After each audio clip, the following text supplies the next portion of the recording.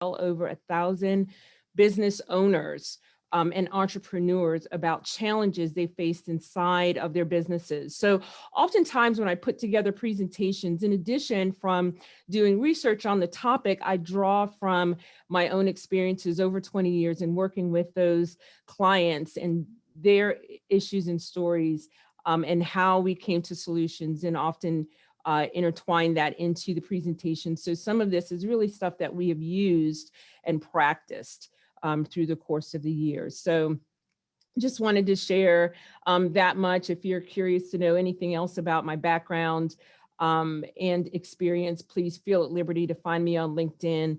And I share often my bio there in that format. So I'm going to jump right in because, again, I've got a lot of really good information to share. And crises happen just every day. It can happen on a personal level, an organizational level, state and national level. And crisis can cause financial loss. It can cause destruction of property, security breaches. We're going to talk a little bit about that. Personal injury. It can be loss of life, damage to an organization's reputation, just a number of ways that crisis can strike, and they're often complex, and sometimes they're just of an unknown duration.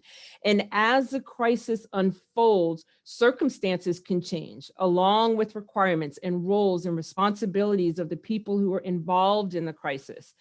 And sometimes we're able to anticipate a crisis because we've been forewarned, like in a natural disaster, a hurricane or a tornado. We have people who can sound the alarm, and then we can put in place some kind of a crisis management plan. And sometimes by the time we realize we're in a crisis, we're forced to deal with the carnage before we've even created a plan. And so this presentation, throughout the presentation, I'm going to provide some useful information and tips, whether you're in the middle of the crisis or you just want to develop a strategy to help you when a crisis occurs. So in just looking at the agenda, I'm going to hit 4 types of crisis. And then I'm going to offer some tips for managing the crisis, especially as it relates to engaging employees, cover a few resources, give you a quick summary, and then open it up for more questions. And as Sally mentioned, please feel at liberty to drop your questions in the chat. I'll try to answer those perhaps as we go along. If it looks a little long, we may need to push it towards the end just to make sure we get through all of the information. And just as my own disclaimer on the questions, I have seen a lot and managed a lot, but some of your questions may be specific to your industry or your business or a situation that I just have not had to deal with. So I will certainly answer according to your question, but some of my response may be a little bit general or seem generic because I don't know all the key elements of your situation. So let's talk about first the 4 types of crisis. There's personal crisis, and this is when just an individual is impacted. And if I'm using the coronavirus and COVID-19 as an example for these crises, personal crisis could mean that someone has had to deal with a loved one who became ill or unfortunately passed away, or a child who was displaced out of school because of a school closing. Didn't affect everyone, but impacted that individual. Crisis can be organizational. If I'm using the pandemic as my example, your organization may have been considered essential by your state or county and stayed open. Someone else's may be considered non-essential, and their business had to very quickly close down and send people to work remotely or close and furlough employees. It impacted just the organization, but not every company. A crisis can be statewide, and we again saw this play out with the pandemics. Each state had its own individual plan that impacted the organizations in that state. Could be nationwide. The pandemic hit everyone. So let's dial down into these kinds of crises a little bit more. And again, I'm going to kind of give you tips intermittently throughout the presentation. So when I look at personal crisis, this one really comes to mind. And again, a personal crisis is something that affects just an individual and not everyone in the company. It could be the death of a family member. It could be moving or relocating. It could be a financial issue or a health issue for the employee or a loved one. It's a crisis or something difficult that is just impacting a single person. And one challenge with personal crisis is that sometimes people are very private with what's going on in their lives. You know, a coworker just may seem different or sad or depressed, and you may not know what's going on with them other than they just don't seem themselves. Cheryl Sandberg comes to mind. She is the Facebook COO, and back in July, I believe, of 2020, she and her family were on a vacation in Mexico. And her husband, who at the time was the CEO of SurveyMonkey, he died unexpectedly while the family was on vacation. And for Cheryl, after experiencing such a devastating loss, she went back and revisited the bereavement policy at Facebook, feeling like, 3 to 5 days just was not enough for an individual to deal with a personal crisis. And she sat on the board of directors for SurveyMonkey, and 2 years after the death of her husband, pushed SurveyMonkey to change their bereavement policy to 20 days. And it could extend longer on a case-by-case basis if someone needs it. And what she said was this: over these past 2 years without him, the husband she lost, David Goldberg, I've learned that when someone is going through hardship, the best thing we can do is show up and be there for them. Companies can show up through bereavement policies. We often think of crisis management plans as something that has to be on an organizational level, but I would charge you to also develop personal crisis plans for your management team to roll out when there's an individual who is going through a personal crisis. So let's talk about this a little bit deeper. In Cheryl's case, it was a personal crisis that was outside of work. In some cases, the crisis may be work related. It could be the workplace, it could be the workload. An employee may feel overwhelmed with deadlines or bullied by coworkers or just stressed over their schedule. Even if work isn't the cause of the problem, the workplace stress could contribute to personal issues or worsen a problem at home. I'm reminded of the social unrest in the country last year after the death of George Floyd, and many employees brought their stress to work, which for them might have felt like a personal crisis. And as I mentioned, sometimes with personal crises, employees don't want to talk about it. So let me give you another tip as an employer.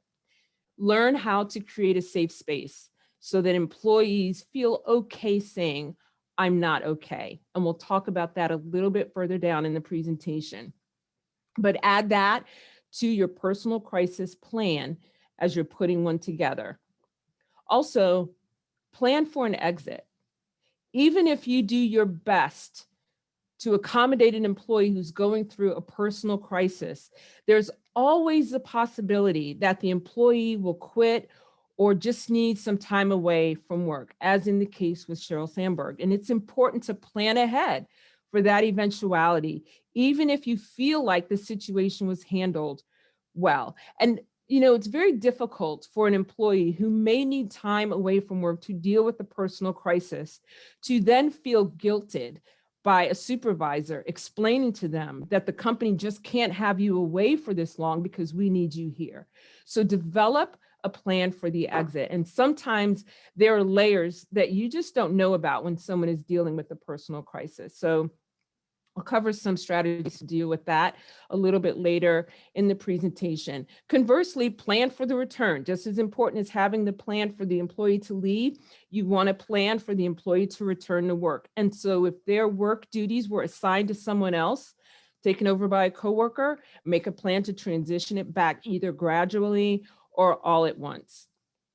And one point I'd like to make here while I'm touching on this and someone being away from work and returning is that sometimes the stress can cause health challenges.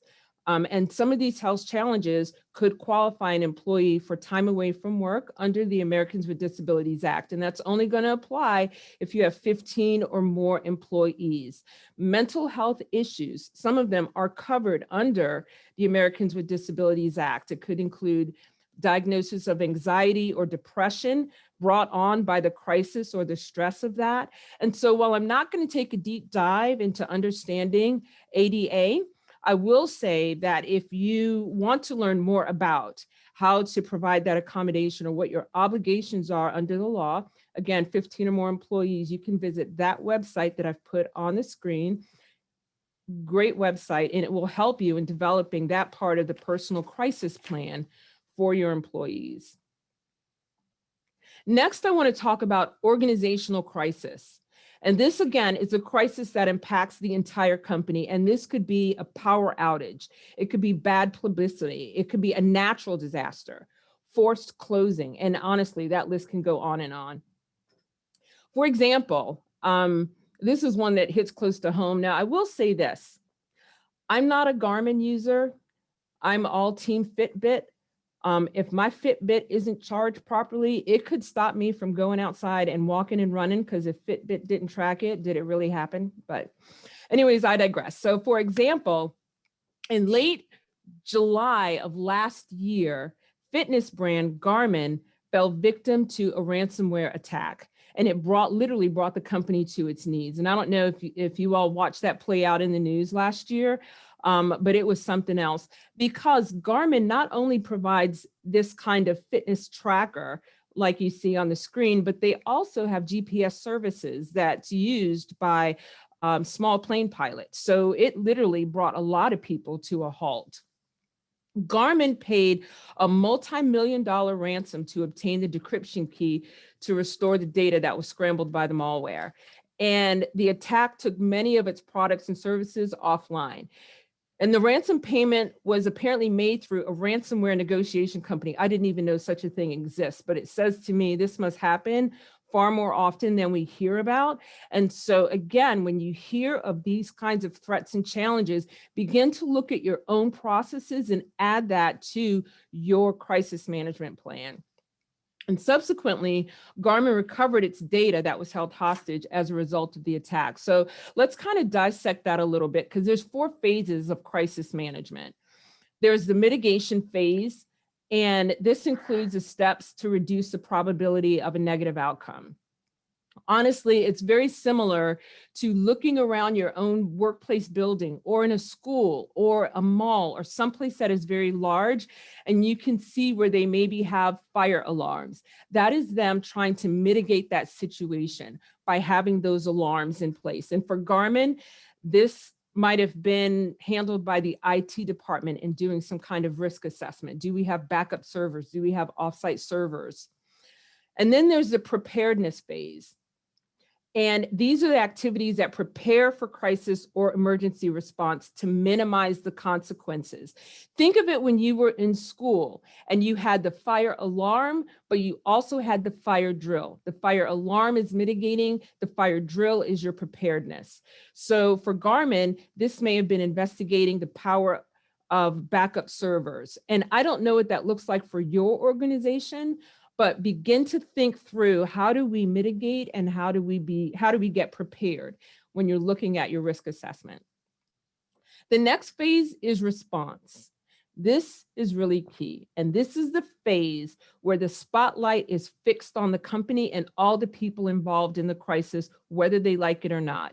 Garmin, I'm sure, did not see this coming. And I don't know what the news cycle was like, but it hit the national news. And everyone's attention is going, and I say everyone being the general public, the attention is going to move from the crisis to the people who appear to be at the center of the storm. And that is going to be that spokesperson. And Garmin, it might have, people might have looked directly at the chief technology officer, but I digress. So this is when you really need a spokesperson who's prepared and capable to respond to news. So again, when I go through the next slide and we're talking about putting together your plan, be thinking through, if something happened in our organization, who are we going to tap on the shoulder to be the face of the crisis, to talk to the public if it becomes public news? Again, even if it doesn't hit a news cycle, your clients or customers may be impacted by the crisis in the organization and they need messaging. So who's going to put together that messaging to push out? And for Garmin, this blow by blow honestly played out in the media. And users even of Garmin waited for word on when their service would be restored. And then of course there's the recovery. And this stage usually takes the longest because you almost can't plan for how recovery is going to pace itself. There may be other factors involved. That recovery is really determined by when you feel like we're back to business as usual. And that business as usual might shift a little bit so that you can prevent a crisis like that from happening again, but really that's what it's determined by. So I'm going to hit 5 tips for engaging employees in the midst of this crisis. And when I think about Garmin, for example, and I'll use them a little bit because that situation is recent and again, played out in the media. But when I think about Garmin, you know, they had to really have someone out there talking to the general public, the end user, about what's going on and when their service would be restored. But by the same token, they've got an entire organization of employees who are trying to figure out what to do. And ransomware takes down your system, which meant employees probably had no computer to use, no email. And so they've got to figure out how to do their job, if they can, without that technology. And that will create a high level of anxiety. And I'm not even going to talk about the bullets that were being sweated by people who were in the IT department trying to figure out how to get things back online. And so trying to keep employees engaged during that crisis is so critical. So I'm going to walk you through these 5 points: the prevention, empathy, communication, monitoring fatigue, and then that recovery. So let's start here with vulnerability and risk assessment. And as I mentioned, this is when you're going to look at your what if scenarios, even inside your organization right now, big or small. What if? What if we're a very small organization and we only have one person who does payroll on Fridays and that person becomes ill or leaves the company? What if we only have one person in our IT department and that person quits, leaves, or sabotages our technology? Start running through some of those what ifs. What is your backup plan? And this is how you begin to mitigate and prepare for a crisis. You can't hit all the bases, but you can reduce the risk of something detrimental happening. I will say this, that when you're putting together your crisis management plan, you've got to designate those internal experts. So let me go back to my example. If you've only got one person inside your organization who is your accounting department or who is managing all of the IT, if you don't have a backup internally, look externally and don't wait till the crisis hits to do that. Do it now. Maybe you develop a connection with an outside bookkeeping firm, allow them to come in and see how you process things. If your bookkeeper or payroll person can't come in, you at least have developed a relationship and there's a backup. Same thing for IT. Do you have a relationship with an external IT company that can step in and help you with your IT if you lose your one designated IT employee? Also, designate those internal experts. If the crisis involves employees, and we have seen this play out, unfortunately, in the media, with threats of violence or violence unfolding, who is the internal expert? Is that your HR person? Is it your internal legal department? If it is a technology challenge, who are those internal experts that you are going to turn to and list in your crisis management plan as the person who will know what steps to take? So think that through. We all live and die by technology right now. So if there's a technology challenge, if things shut down as they did with Garmin, what is the backup plan? If the email goes out, how will we communicate? Are we going to do it through text message? Is there a program on the phones that people can turn to? Write that down, document it. Also, how do you handle communication? And who is going to be the mouthpiece? That becomes even more important during this time. People need to know who to listen to and who is going to put out that unified message, either to clients or internally to the employees. And then do your post-crisis evaluation. That's when all the people involved in the crisis really come together to talk about what happened, how it was managed, what worked, what didn't work, and what we can do to either prevent this from happening again or reduce the risk moving forward. So also when we're looking at prevention, it is crucial to develop your standard operating procedures. And I know sometimes with small businesses, you're so caught up in some of the day-to-day that you don't have time to stop and write those down.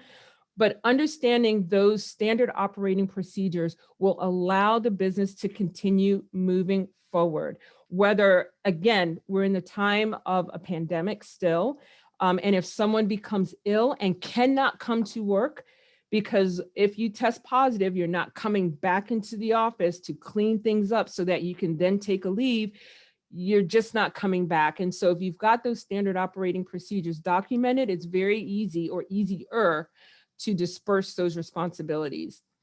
Also, the importance of cross-training employees. As I mentioned, if you've only got one person who is doing the bookkeeping or the payroll service, or you're a law firm with one paralegal and one legal secretary, what vital duties do we need to have running, whether that person is there or not? That's where you start your cross-training. Gathering logins and passwords. And I know this can be kind of sensitive, but let me go back to the example of the payroll person. If you're using some kind of internal payroll software, I don't know, QuickBooks, Peachtree, if that person isn't there and you've got to get payroll going out on Friday, do you have the information you need to log into the system to get payroll going and out the door? So if the answer to that is no, and if you have made it clear to employees via policy that the equipment and the software belongs to the organization, then make sure that those logins and passwords for software like that is kept somewhere safe where someone can get to it in the event a crisis occurs, and it's a personal crisis. Also, make sure you take the time to review any policies that you have to make sure that your policies support your action. And I'm going to talk about that in just a moment here. Reviewing those leave policies, especially in a time like now, is critical. And again, when I look at the issue of Cheryl Sandberg, who came back from her personal crisis to review the policy on bereavement and really felt that 3 to 5 days to deal with a devastating loss was not enough time. So you may want to review your leave and time off policies, not just for organizational crisis, but as I said, when you're looking at personal crisis plans that you would distribute to the leaders in your organization. Review your PTO policy, bereavement, any leave of absence that someone may be able to take to deal with a personal issue. You may have laws like FMLA that come into play that will require you to give someone time off. Could be the FFCRA or ADA, Americans with Disabilities Act, as I mentioned earlier. So look at those time off balances, review your accrual formulas, if you had to furlough or have to furlough employees and bringing them back. Now is the time to do that, not when you're in the throes of a crisis or someone is desperately in need of time off and you're trying to figure out how to rewrite policies ad hoc. Also, dress code. And this came up a good bit last year during the pandemic when we went to mask mandates. And some masks that employees would wear had sayings, expressions on them, be they political or socially focused. And so before that becomes an issue and develops crisis inside of your organization, you might want to revisit your dress code if you have mask mandates and talk about what's acceptable and what's not acceptable. Also, if you have 15 or more employees, revisit your policies around Title VII. Issues of creating a hostile work environment have come up. Women being disproportionately affected by COVID-19 by way of managing families and children came up. And also include in there training on implicit bias, which I also saw as problematic last year as people are dealing with personal crisis and organizational crisis. Other policies to visit, and I'm going to go through this list very quickly.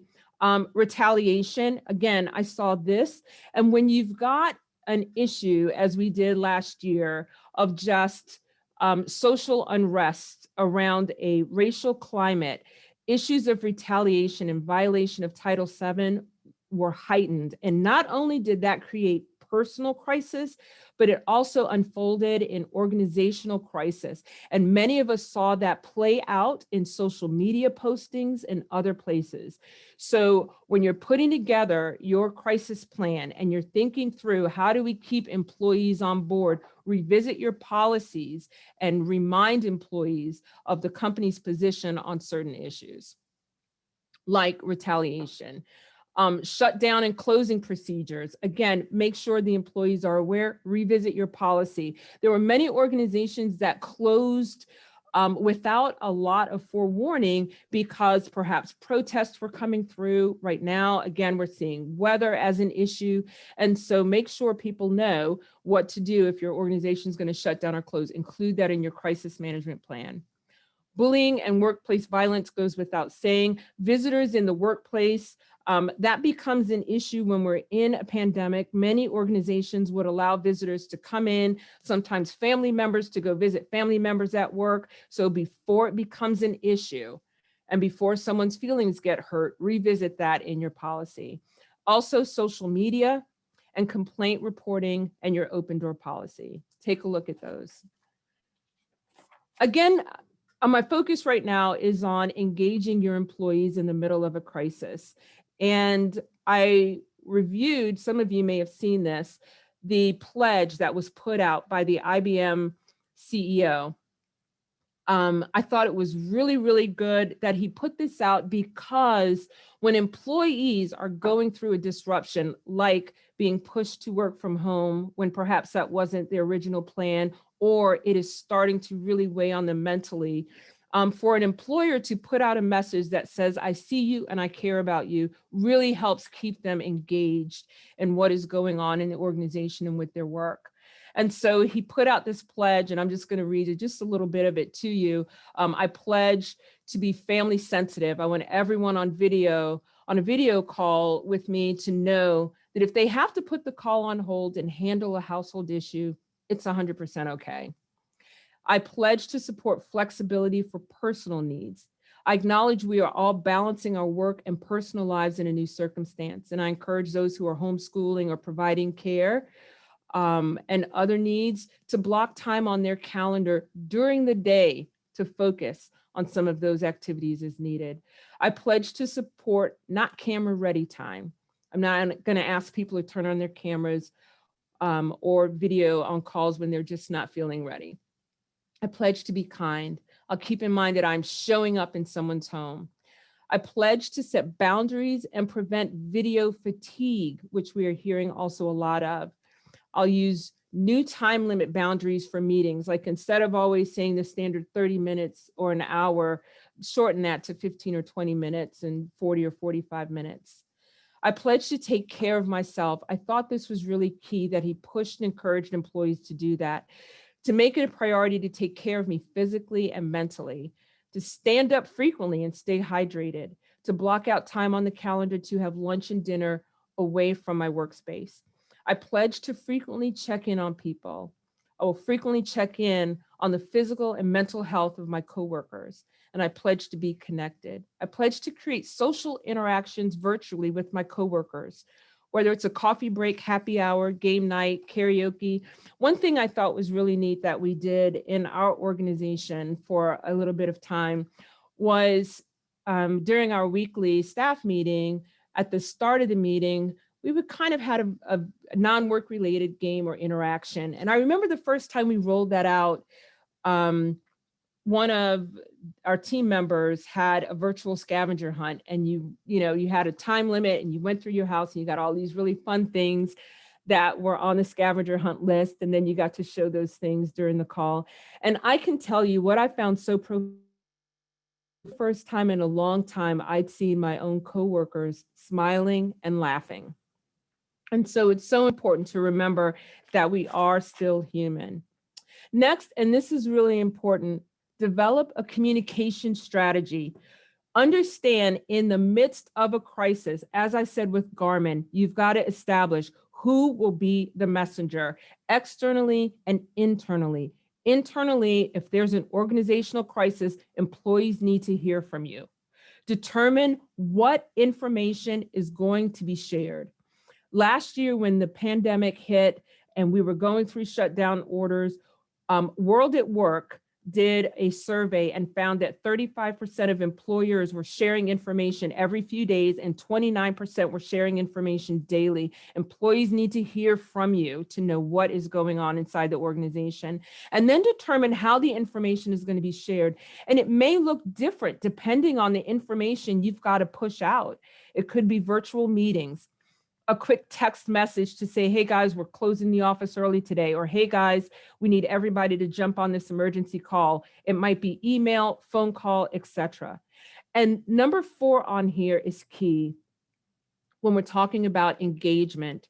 Be proactive in your messaging and not reactive. Set people up with that action plan. And when you develop your crisis management plan, you want to keep it in a place where key people can get a hold of it. It does not need to be out there on an intranet where every single person can see it. Also, as I mentioned, April, sorry, this is Sally. If you're not camera ready, that is totally fine, but I just want to let you know that your camera turned off. thank you. Promise I'm camera ready.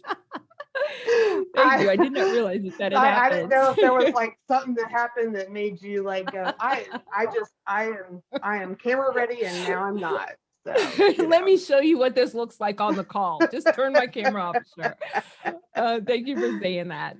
Sure. I mentioned this several times earlier in the presentation that employees should feel okay saying I'm not okay.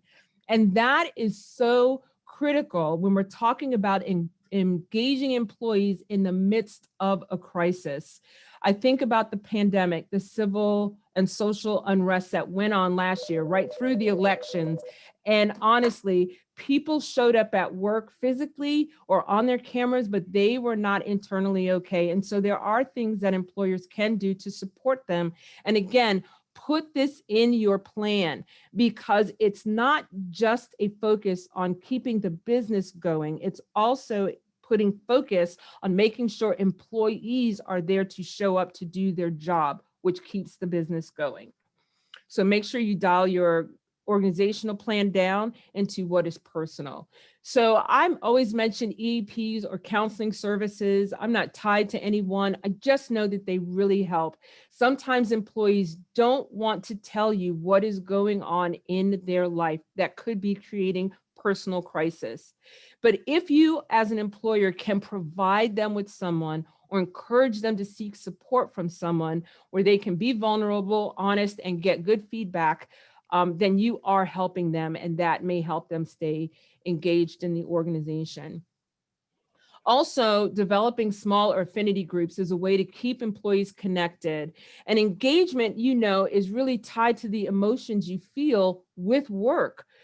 With your workplace. And so developing small affinity groups helps that tremendously. And affinity groups are really just that. They're small groups that are developed around something that is not necessarily work focused. So it could be centered around books, hobbies, talent, athletics, shared experiences, like a death in the family. There might be an affinity group for those who have suffered a loss, but it's an opportunity for people to connect on something that is other than work.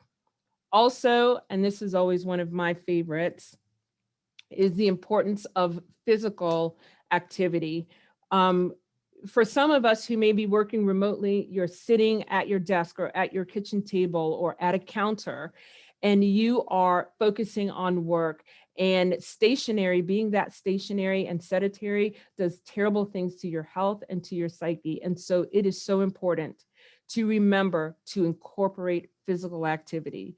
I actually went and bought myself a standing desk so that when I am at home and working, I can still be in some form of movement.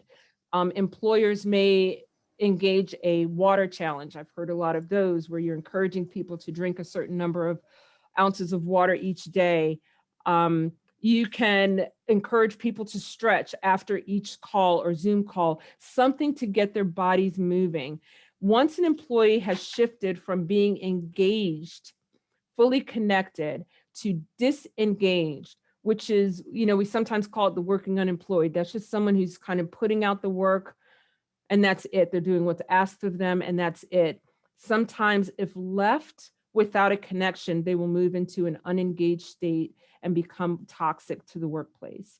And so it's really important, even in the middle of a crisis, to keep employees engaged. And working from home, sometimes we have designed our systems around presenteeism, must be at work to do work. So working remotely can leave employers questioning who is working. And if a crisis unfolds, who can we call on? And so we have to kind of shift our way of thinking and develop a plan in that crisis plan that incorporates remote workers. There's this blurred line now between work and home. And that means if crisis strikes an organization and the message is pushed out there to employees, they're already home. So they've already brought that crisis home, and they and their families or whoever else is residing in their home may feel impacted. So again, you've got to focus on that engagement. And that's why I'm giving you some of these tips.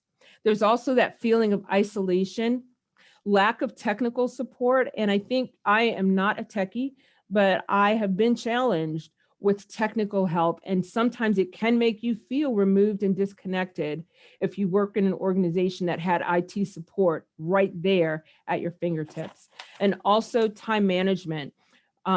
It doesn't even feel like you're working from home. It feels like your home has entered your workplace if you are working around the clock. And when crisis hits and you've got to double down on your work focus, it will certainly create fatigue, and time management seems to go out the window while you're focusing on that crisis. So encouraging time management, bringing in speakers or encouraging people to watch webinars on time management intermittently is very important. So let's look at the recovery. When we're talking about moving through the crisis, there's a point at which you've got to hold those think tank meetings and talk about what worked and what absolutely is not working, and be prepared to make the pivot. Even more so important is explaining to employees what the new normal means, or what back to normal is going to mean now.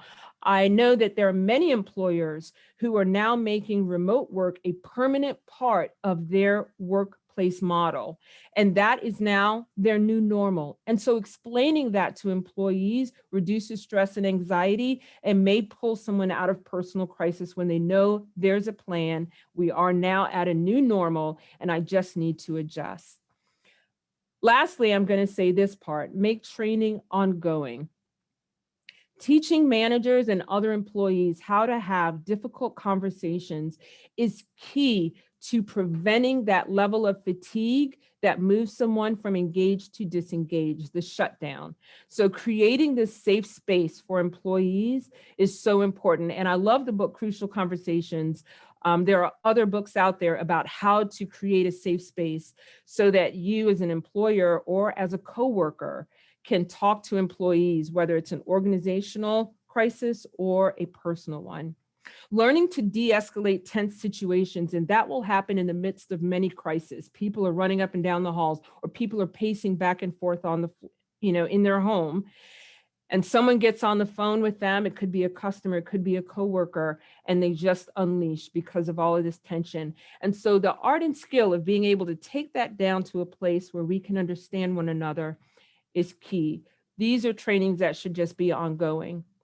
And then, of course, communication strategies for your leadership team, because they are the ones who really need to monitor when someone seems a little off. And sometimes it plays out in performance. Again, you may notice a difference in shift in performance, and that may be the time to come back to an employee and have a conversation about the personal crisis plans that the employer has. So I'm going to touch on a few resources, and then we will move into questions. I talked a lot about people, and SHRM, again, it could be any number of organizations, but SHRM is great because they have a lot of information that is free and out there for use. Some of it requires membership, but a good bit of it is free information. And so if you are managing through your crisis management plan, and I mentioned this, you've got to figure out how to incorporate remote workers in the organization's crisis management plan. There's a lot of great information on remote work strategies. Also, I'm talking a little bit about engaging employees, and there's great information there on employee engagement and retention strategies and policy samples. I mentioned policies earlier, and that you want to revisit that. Something that's really neat to do with resources is add them to your dashboard. So SHRM has a news feed, as well as some of the other organizations that I'll mention, like the Department of Labor, has a news feed. And so that's a place where if you are the person at the head of the communication, if you are the one who is charged with getting the message out, then you need to get your factual data from the source. And so this is a great place to do that. You can connect with them in their news feed, or many of these organizations are on social media and they push information out there as well. I mentioned during the presentation issues around policy, and this is a great resource for that. Also, the Department of Labor has great COVID workplace expectations. We are still dealing with the pandemic. And so that information is changing now, of course, as we roll out the vaccination. And again, and pardon my redundancy, just a great place to get good information. CDC is another one to add to your dashboard if you are following the vaccine, return to work, workplace strategies, cleaning the workplace, absences around COVID-19, and developing those action plans and crisis management plans. Add CDC to your dashboard. Again, just getting that information directly from here before it's been filtered through some of the other news sources. So there's also sections in the CDC for individual employees and what they can do to stay safe, or to clean, or to deal with stress. And so in summary, before I open up for any questions that you may have, I just want to emphasize developing a game plan and include action steps. Have a communication strategy. When I said develop those experts, truly look through your organization and do your vulnerability assessment and risk assessment. What if this happened? Who is the person who is the expert who is going to be at the helm and dealing with that and sharing information? Put that into your communication strategy. Explore new ways to keep your team engaged. If I've mentioned something that you're not doing, then certainly pull that in. And there's lots of information on engaging teams on that SHRM website that I mentioned, whether it is developing affinity groups or encouraging people to stay healthy through hydration challenges. Get people involved. And then again, some of those resources I mentioned, add to your dashboard. There may be some that are industry specific for you that you also want to add to your dashboard and include that in your communication strategy. So that brings me to just a few minutes here on the end side to answer questions that you may have, or comments that you may want to share about crises that you may have dealt with in your workplace. Just a couple of things, April, before I open it up. First of all, I wanted to let everybody know we are videotaping this, so we'll provide you a link to the presentation video. Also, would it be okay if we were able to provide a PDF of this presentation to our attendees as well? Yes. Okay, great. Just wanted to make sure. So um, I've actually been in a workplace that had a crisis, and I wanted to just expound on a couple of things. One of the things is just really letting people know who are in crisis that you hear them and you see them and you're validating them is so important. That doesn't mean you know how to fix it. That doesn't mean you know where to go from there, but just that validation and that hearing is huge. And I think that that's where, you know, a lot of times we go into fix it mode before we hear and validate. Mm-hmm. And I wanted to point that out. And the second thing is a lot of times too, you know, this was a workplace crisis, and a lot of times people kept saying moving on, Mm-hmm. you know. And one of the things that I've started to realize is that moving on is not necessarily, it almost sort of invalidates the whole experience. Whereas moving forward, how do we move forward, you know, knowing that we have experienced what we've experienced, how do we then take those steps forward? And I think that that's just a key. And I know it's just, you know, one word change, but it means a lot. And I just want to know what your thoughts were on that as well. I would 100% agree. And that is one of the reasons why it's so important to make sure that your leadership team is trained in how to create that safe space so that you are pulling on the right words and validating someone who, as you mentioned, might be in crisis. If we rely on our own understanding, we may be dismissive, especially if you're a person in a leadership role, because you are dealing with the crisis on a whole different level, if it's organizational. And so it may be easy to default to dismissing someone else's crisis when you think it's not as serious or as detrimental as this bigger, ginormous problem, when for them, it is. And learning how to be able to communicate and listen to that person is crucial, crucial. I recall a crisis that I helped an organization with many years ago. It actually made national news.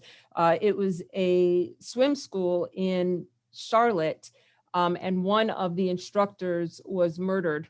And because they were a swim school that dealt with small children, it sent the organization into crisis.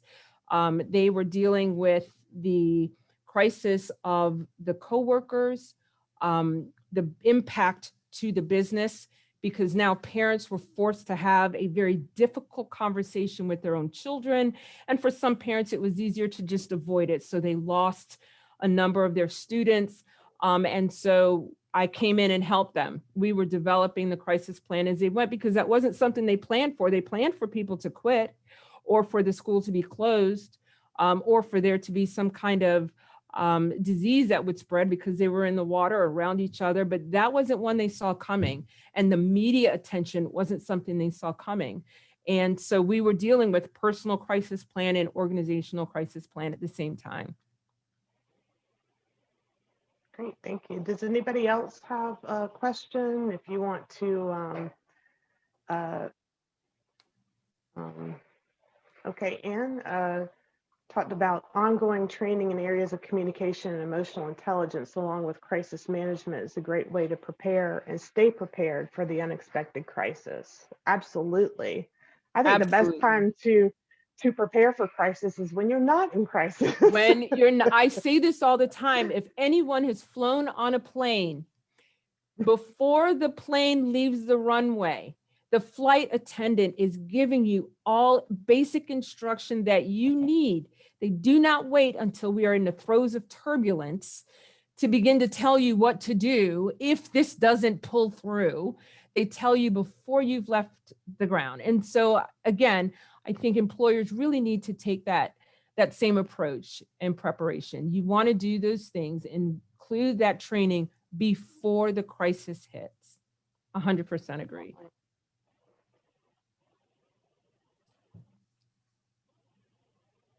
Okay, Thank you, anybody else? April. It was very good. Yeah, And I'm thank in you. Texas, That was so great. talk about prices. Yeah, when it gets to 1 degree, when last week it was 70. Oh, right. Absolutely. Absolutely. Thank you.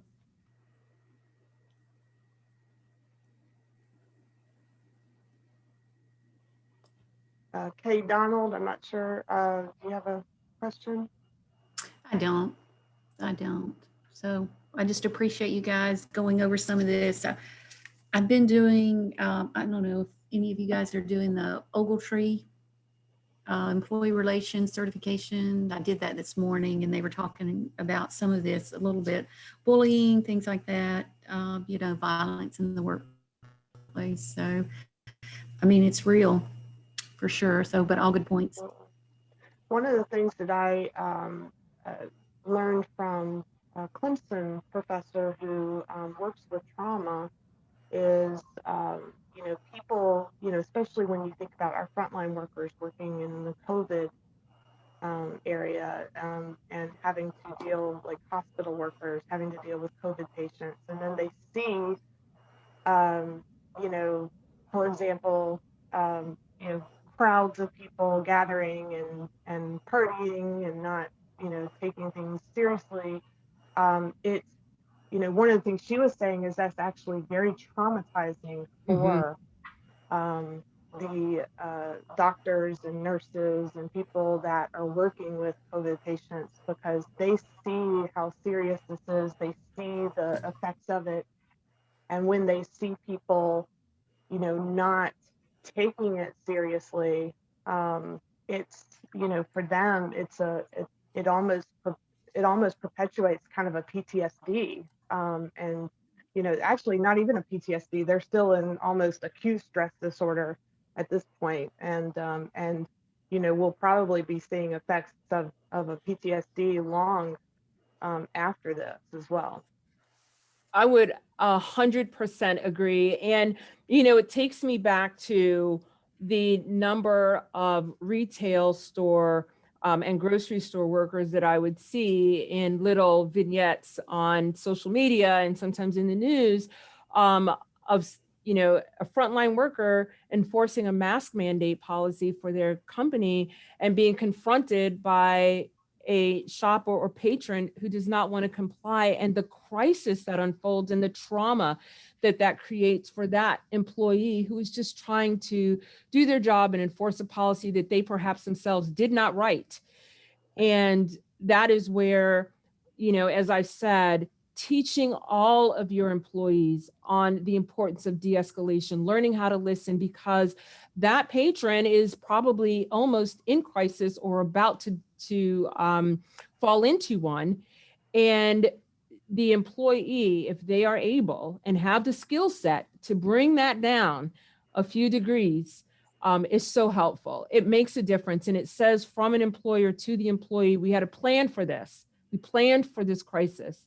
And here's your action steps. Here's how to plan. Here's how to manage through it. It's so vital. Again, some of these things tend to stay at high level. Leadership, management, they get the training when your frontline worker is the one who is managing those ongoing relationships with customers and clients, and they need that training as well. It should be company-wide. Yes, and Anne makes a really good point. To talk about leaders, and I think she's absolutely correct. Sometimes leaders are expected to kind of have it all together and be sort of these superhuman beings. And one of the things I found in our in the crisis that I experienced in a former position was, our leader was able to reach out to other leaders that had been in that same situation, and so it wasn't necessarily uh, the person, you know, opening up to their subordinates, but opening up to other leaders uh, who had been in a similar situation and were able to empathize with her, and then she was able to kind of work with it in that aspect as well. But it can be a lonely thing sometimes to be at the top and to be in that crisis. Absolutely, 100% agree. And when I say things like make sure you've created an environment where it's okay to say I'm not okay, that goes for leaders as well. And I do know for some in leadership roles, it's a scary thing to go to your supervisor who might be the president of the organization and say, I'm really struggling today. The fear that just saying that might make you appear as less of a leader and not capable of leading others is real. And that's why having some kind of support system for all employees in the organization, even those at the top, like an outside counseling service, is so vital. It's vital. And sometimes too, letting people know that you're not superhuman, you Yep. are human is validating for everybody. Yes, yes. And that is one of the reasons why I bring up the pledge that was made by the IBM CEO. And I do hope that people take time to go out and Google that and read through the entire thing. And this is a person who is saying, I see you. I completely understand. It's a struggle. It's okay to be struggling. It's okay to not want your camera on or have to excuse yourself to go let the dog out. It's okay to have to do those things. Wow, what a burden that takes off of someone to feel like they've got to manage everything perfectly in order to work there or to keep their job. That, again, those are the things that can begin to develop that personal crisis that requires a plan. Sure. Awesome. Anybody else? This has been great. Thank you so much, April, for taking the time to do this. And like I said, once I get the video link, I'll make sure to have it uploaded on our website and on our YouTube channel. So, and then we'll also get a PDF of the presentation out there. So I'm going to give we do our little applause like this, like, yay. So we can do a little applause, or as my daughter's class does the little snaps. Right. So Great. Well, thank you for so having much, me. and thank you everybody for attending. And like I said, if you have any pressing questions or anything, feel free to email me, and I'm happy to send something on, and we can see what how we can help you in a matter that might be a little bit more personal. So thank you so much. Thank you. You guys have a great day. You too. You too.